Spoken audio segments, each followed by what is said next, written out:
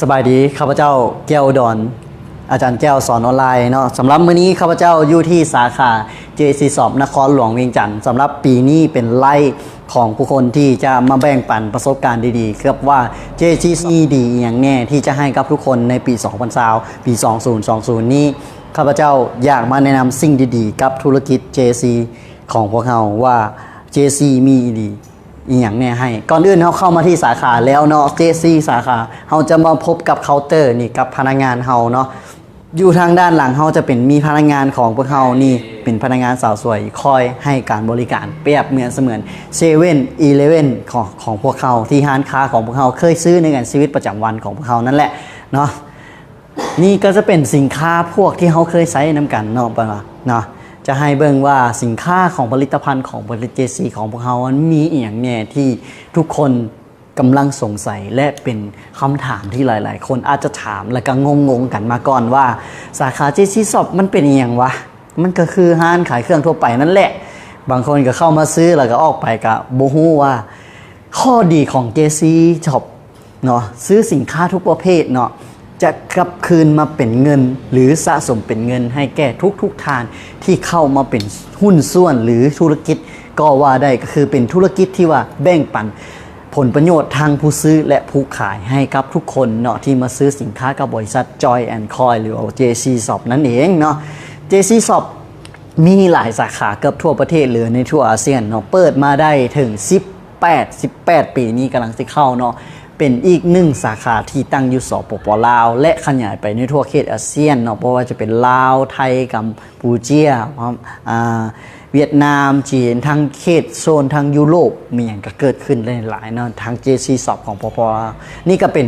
เครื่องผลิตภัณฑ์ของ JC Shop ปป.ลาวเนาะนะก็จะซื้อพวกนี้แหละเนาะซื้อพวกนี้แหละสินค้าทุกอย่างเราสามารถนำไซส์ก็คือเอาไปขายได้เนาะคือไซส์ได้สิ่งที่มีประโยชน์ผลประโยชน์นั้นก็คือหลายที่สุดเนาะเราจะมานั่งรวมกันนี่เนาะก็จะเป็นโซนด้านหลังคือ JC Shop ไกลไปไกลมาแวะซื้อมาแวะเบิ่งได้เนาะที่สาขาบ้านสารคำเนาะเมืองหาดทรายฟองนครหลวงเวียงจันทร์และเป็นอีกหนึ่งช่องทางที่ให้ทุกคนได้ซื้อสินค้านำกันเนาะมาเบิ่งเนาะตอนนี้ข้าพเจ้าได้อยู่สินค้านี้เนาะก็คือว่าเป็นสิ่งที่แปลกเนาะว่าสินค้าแล้วเฮ็ดธุรกิจแบบใดล่ะจึงจะได้มูลค่าหรือว่าได้เงินกลับคืนมาเข้าสู่ในกระเป๋าเนาะสินค้าของบริษัท Joy and Coy บอกได้เลยว่าคุ้มกับคุ้มค่าที่ทุกคนได้เข้ามาซื้อสินค้าเพราะว่าอย่างหนึ่งจะแบ่งปันเป็นธุรกิจแบบให้ผลประโยชน์กันรายได้คือมือละ1,000 ถึง 15,000 เลยก็ว่าได้เนาะถ้าทุกคนเข้าเลือกแพ็กเกจในการเป็นหุ้นส่วนในการเปิดบินซื้อสินค้าบอกว่าจะเป็น3รหัส1รหัส7 รหัสหรือ15 รหัสให้ทุกคนเปิดปิ่นและแผนเรื่องการจ่ายรายได้ทุกคนสามารถเข้าไปเบิ่งในช่องทาง YouTube หรือว่าอินเทอร์เน็ตทุกต่างๆช่องทางรายได้ของบริษัท Joy and Coy แบ่งปันคือว่าถ้าว่าเห็นเงินรายได้เข้าบัญชีแล้วอาจจะถึงว่าตาค้างเลยก็ว่าได้มือละ15,000ลองคิดเบิ่งเอาเนาะนี่คือธุรกิจที่ว่าแบบใหม่แล้วเฮ็ดจังไดและทุกคนจะซื้อได้จังไดเงื่อนไขต่างๆมันมีให้อยู่ในรายละเอียดถึงในข้อมูลเพจหรือช่องทางในการติดต่อทาง YouTube เนาะซื้อสินค้าพวกนี้เนาะสินค้าคือดังนั้นอยู่ทางด้านหลังของพวกเราเนาะมีการสะสมเนาะและอันที่สำคัญเนาะเมื่อคนที่เข้ามาเป็นธุรกิจกับหุ้นส่วนกับบริษัทของพวกเราแล้วโดยที่โบท่านบอกว่าต้องได้ซื้อซ้ำสินค้านั้นต้องซื้อซ้ำนั่นเป็นแพ็กเกจหนึ่งคือบอกไว้เลยว่าเมื่อเป็นหุ้นส่วนกับธุรกิจของบริษัท Joy and Coy แล้วเนาะท่านก็จะได้รับก็คือว่าท่านจะบอกได้ซื้อสินค้าอย่างก็ตามท่านก็จะได้รับเงินสิทธิคือว่ามือละ1,000 บาทนั้นก็คือทันทีที่มีองค์กรเกิดใหม่เกิดขึ้นในองค์กรเนาะของท่านเนาะเกิดใหม่เกิดขึ้นเนาะท่านก็จะได้รับเลย 1,000 บาทโดยที่ท่านบ่ต้องรักษายอดบ่ต้องรักษาสต็อกสินค้าบ่ต้องซื้อสินค้าอย่างสต็อกพวกนี้นะเฮามีคอยให้ค่าบริการอยู่ที่สาขาเรียบร้อยแล้วท่านบ่ต้องสต็อกดอกแฟบเมื่อท่านเข้ามาซื้อน้ำสไลด์เบิร์ดท่านเข้ามาซื้อได้นั่นก็คือสิ่งที่ท่านจะได้รับผลประโยชน์อันมหาศาลในอนาคตเนาะมือละ1,000 50,000เนี่ยแล้วทุกคนต้องเป็นสมาชิกของบริษัทเท่านั้นหรือผ่านเงื่อนไขคุณสมบัติเป็นโก้นั่นเองก็คือซื้อ 3,825 คะแนนนั้นสิ่งที่ท่านจะได้รับนั่นก็รับเงินไปมือละ1,000เลยเนาะทันทีที่องค์กรเกิดใหม่เกิดขึ้นไหนแล้วบางคนที่เขาบ่มักซอกคนและบ่มักส่วนคนในการเฮ็ดธุรกิจแบบนี้ล่ะลองคิดภาพมึงเอา บริษัทของพวกเขายังมีจ่ายเงินให้แก่คนที่บ่มักส่วนคนนั่นก็คือแต่ท่านต้องได้ซื้อสินค้าในทุกเดือนได้ตัวนี้ได้ซื้อสินค้าในทุกเดือนให้ครบคะแนน850คะแนนก็คือว่าในทุกเดือนเดือนที่4เนาะท่านก็จะได้รับเงินมูลค่ากว่าพันแล้วแต่อัตรายอดขายของโครงการ PPI นั่นเองก็คือคนที่เฮ็ดมาเนาะประมาณอยู่1,700เนาะหลายคนเข้ามาย้อนหลังก็บ่เข้าใจคนประมาณ1,700เนาะสิ่งนี้ก็มีคำตอบให้อยู่ใน YouTube หรือ Facebook ของข้าพเจ้าได้เฮ็ดไว้คลิปไว้แล้วเนาะอันนี้ก็จะเป็นรีวิวในปี2020ให้ทุกคนได้เบิ่งว่าสินค้าของบริษัท JC เฮามีหลากหลายกันแท้และจ่ายเงินแท้จ่ายขึ้นแบบใดบริษัทข้าพเจ้าที่เคยเฮ็ดคลิปมาก่อนๆนั้นจะบ่มีคลิปนี้เป็นครั้งเนาะคือคลิปนี้จะเป็นคลิปล่าสุดก็คือปี2020ในเพจของ JC Lao Marketing ก็คือในนามของธุรกิจเนาะก็ว่ากันและสิ่งที่ธุรกิจของ JC มีให้นั้นก็คือว่าเนาะเป็นสิ่งหนึ่งเนาะทุกคนปรารถนาสิ่งที่ทุกคนปรารถนาส่วนหลายนั่นก็คือเงินถ้าทุกคนขาดเงินนี้บางคนอาจจะอยู่ได้บางคนอาจจะอยู่บ่ได้แน่นอนหนึ่งในนั้นข้าพเจ้าเป็นคนหนึ่งที่ขาดเงินและอยู่บ่ได้แม่นบ่ทุกคนขาดเงินและอยู่บ่ได้เพราะเงินองค์ประกอบสำคัญเป็นส่วนสำคัญแม่นเงินซื้อทุกสิ่งบ่ยากทุกอย่างบ่ได้แต่เงินสามารถซื้อทุกสิ่งทุกอย่างได้เกือบว่าถึง 99% เนาะลองเอาไปคิดกันว่านี่สิ่งนี้เนาะสิ่งที่ข้าพเจ้าได้ตัดสินใจในเข้ามาเฮ็ดในธุรกิจของบริษัท Joy and Coin เนาะสิ่งแรกก็คือ1มันยังมีอุบัติเหตุป้องกันประกันชีวิตให้แก่ทุกท่านก็คือเป็นต้นแม่นเงินสำหรับสืบทอดก็คือถ้าท่านเสียชีวิตหรือเสียบาดเจ็บเนาะจะมีเงินอุบัติเหตุป้องกันให้ประมาณอยู่ 100,000 ถ้าตายไปก็1 ล้านจากที่เคยขึ้นตำแหน่ง MDP มาก่อนเนาะสิ่งเหล่านี้ที่บริษัทจะคอยให้2สิ่งที่จะให้หลายกว่านั้นก็คือว่าเมื่อท่านเสียชีวิตหรือสร้างธุรกิจอีกอย่างมาก็ตามเนาะท่านจะโอนมูลมรดกโลกนี้ให้แก่ให้ลูกให้หลานท่านได้รับมูลมรดกเหล่านั้นให้แก่ลูกให้เมียหรือว่าลูกเมียของท่านเสียไปชีวิตไปอีกแล้วยังโอนไปต่อได้สิ่งนี้แหละลองคิดภาพมึงว่าลองสมมติเทียบเบิ่งว่าตอนนี้ท่านกำลังเป็นหมอครอบครัวกำลังเป็นหมออยากให้ลูกเป็นหมอแล้วสิส่งลูกเข้ามาเป็นหมอเลยได้บ่ได้ต้องได้ไปเรียนต้องไปเรียนรู้และดีบ่ดีอาจจะบ่ได้เป็นหมอตามที่ว่าเพราะว่าต้องได้อาศัยบารมีหรือภาคส่วนอื่นๆหรือว่าเส้นสายนั่นเอง ก็ว่าได้เนาะประมาณนั้นสิ่งนี้แหละที่ JC มีให้ทุกคนให้ทั้งอิสรภาพทางด้านการเงินบ่ว่าท่านจะไปอยู่ไสมุมใดของโลกอยู่ไสเนาะขอเพียงแต่ว่ามีผลิตภัณฑ์ของบริษัท JC เฮาขยายเกือบไปทั่วโลกแน่นอนเนาะสินค้าบ่ว่าท่านจะมีเน็ตเงินซื้อสินค้าพวกนี้น่ะจริงๆพวกหลังๆเนี่ยท่านก็จะได้รับเงินสิทธิเป็นผลประโยชน์ได้หลายในรูปแบบการเฮ็ดธุรกิจได้เฮ็ดแบบใด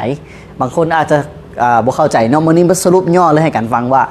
รูปแบบของบริษัท JC เข้ามาเป็นแบบใดก็ได้1เป็นร้านแฟรนไชส์เนาะทุกคนที่มีร้านอยู่แล้วอย่าเอาเครื่องแบบนี้ติดต่อมาเลยเนาะเอาเครื่องเข้าไปขายแล้วยังบ่พอได้กำไรและได้ทั้งผลประโยชน์ของบริษัทที่ปันผลให้อีกสำหรับแฟรนไชส์และทุกคนอยากได้